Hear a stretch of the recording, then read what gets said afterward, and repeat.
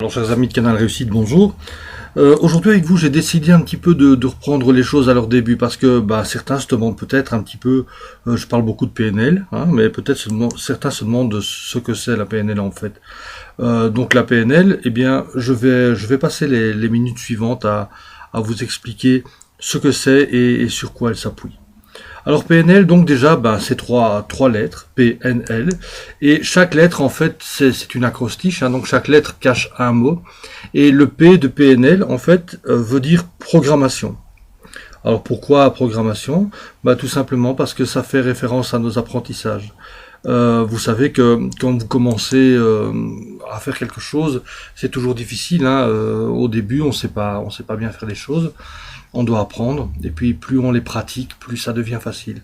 Alors dans notre vie, on a eu plein de cas, plein d'exemples comme ça, où on a eu des difficultés au départ, et puis maintenant, ça se fait tout seul.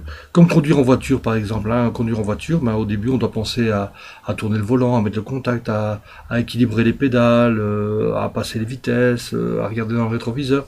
Donc c'est vraiment très fastidieux, et au bout d'une heure, je me rappelle quand j'apprenais à conduire, au bout d'une heure, j'étais vraiment épuisé. Et puis maintenant, je roule pour me détendre, tout simplement parce que c'est devenu un programme et que je peux le faire sans y penser. Ça tourne en fond et en fait, il faut savoir que dans la vie, dans à peu près 90% de ce que nous faisons, ce sont des programmes. On n'y pense pas, on fait les choses naturellement parce qu'elles ont été apprises, elles ont été intégrées. Ensuite, le N de PNL, eh bien le N, ça veut dire neuro. Pourquoi neuro? Eh bien parce que nous percevons le monde à travers nos 5 sens, et donc nos sens transmettent des influx, des pulsations, des stimuli à notre moelle épinière, qui elle les transfère au système nerveux central, au cerveau, qui les décode, et comme ça nous savons nous décodons l'information et nous la comprenons. Donc ça c'est pour le N.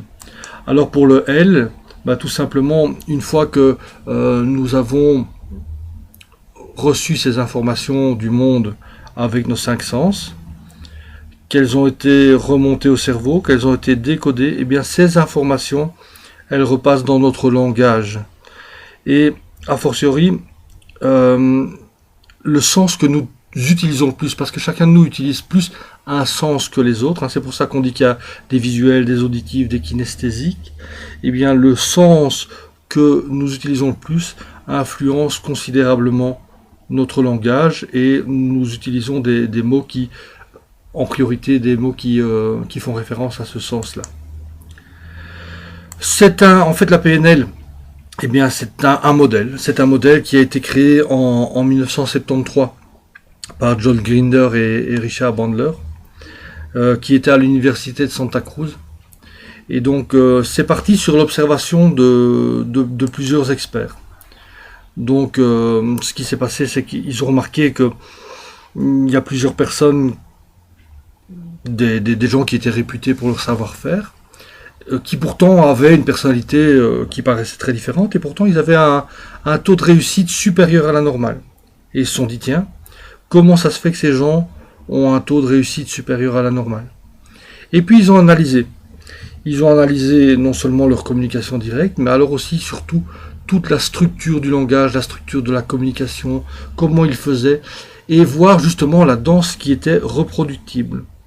Et ils se sont rendus compte en fait que on pouvait vraiment dégager un modèle reproductible. En fait, ça veut dire quoi? Ça veut dire que si vous faites les mêmes choses, vous allez arriver au même résultat. Alors c'est magique parce que ce que quelqu'un a fait, si vous analysez sa structure, si vous analysez comment il fonctionne, comment il fait, en reproduisant ce qu'il fait, au lieu de partir de zéro comme lui, vous partez peut-être de 4 à 80%, et donc vous allez aller beaucoup plus vite pour obtenir le même résultat. En fait, les gens que Bandler et Grindler ont analysés au début, c'était 3 thérapeutes. C'était Milton Erickson, qui est le père de l'hypnose moderne. C'était Virginia Satir, qui était en fait une experte, une spécialiste, même la créatrice de la thérapie familiale. Et puis Fritz Perls, qui était lui le créateur de la Gestalt thérapie. Donc ça, c'était vraiment dans un premier temps.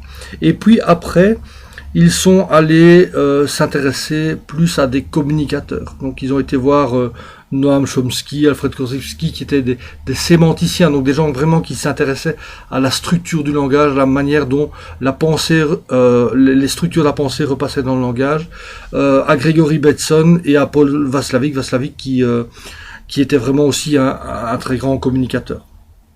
Donc ils ont vraiment analysé ces gens. Et en analysant, ils ont compris comment ils fonctionnaient et ce qui était reproductible dans leur façon d'agir, leur façon de fonctionner, tant au niveau relationnel qu'au niveau communication. Ils ont analysé ce qui fonctionnait et ce qui ne fonctionnait pas. Maintenant, la PNL, en fait, s'appuie sur 4 grands piliers. On appelle ça des piliers. Elle s'appuie sur 4 grandes bases. La première base sur laquelle s'appuie la PNL, c'est la vision du monde. En fait, vous savez que nous voyons le monde tous de façon très différente, en fonction de où nous sommes, en fonction de notre culture, en fonction de notre éducation, en fonction du sens que nous utilisons de façon dominante. Eh bien, nous allons voir le monde de façon différente. Et le but de travailler sur la vision du monde, c'est évidemment d'élargir sa vision du monde, donc d'aller à la rencontre de la vision du monde des autres.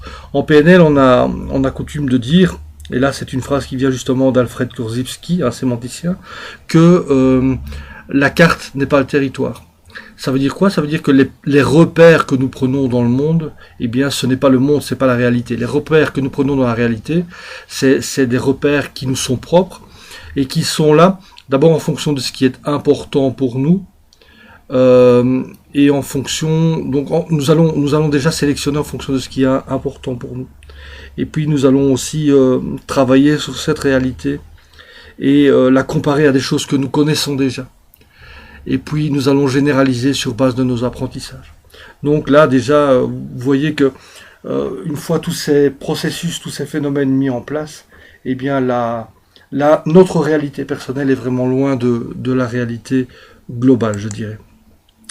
Ensuite, le deuxième pilier sur lequel va s'appuyer la PNL, eh bien, c'est tout ce qui est gestion du capital émotionnel.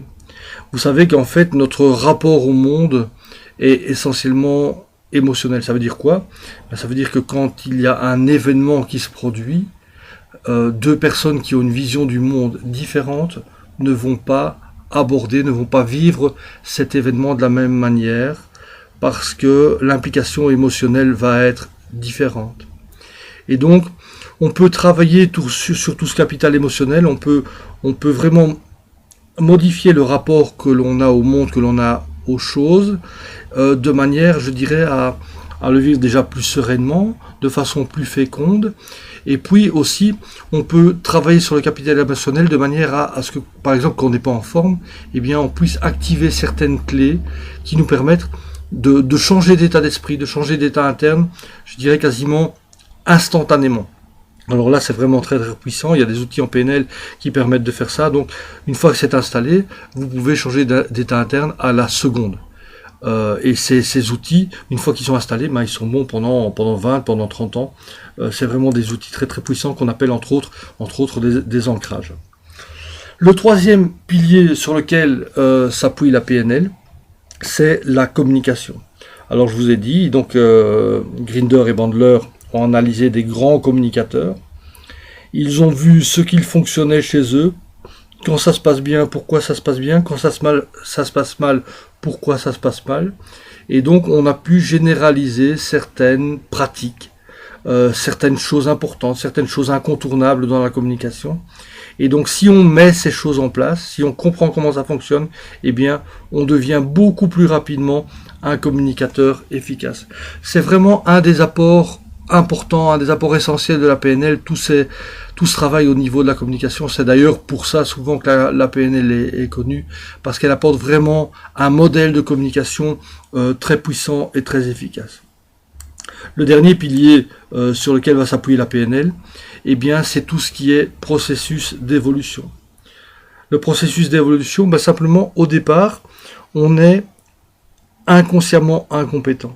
Ça veut dire qu'on ne sait pas quelque chose, mais ça ne nous manque pas. Là où on en est, on n'a jamais entendu parler de ça. ce n'est pas un besoin, et vraiment, ben voilà, on passe à côté de quelque chose, mais sans être vraiment concerné. À partir du moment où on va se sentir concerné par cette chose, et on va vouloir acquérir cette nouvelle connaissance, on va devenir consciemment incompétent. Ça veut dire quoi? Je ne sais pas faire quelque chose, mais je sais que je ne sais pas le faire.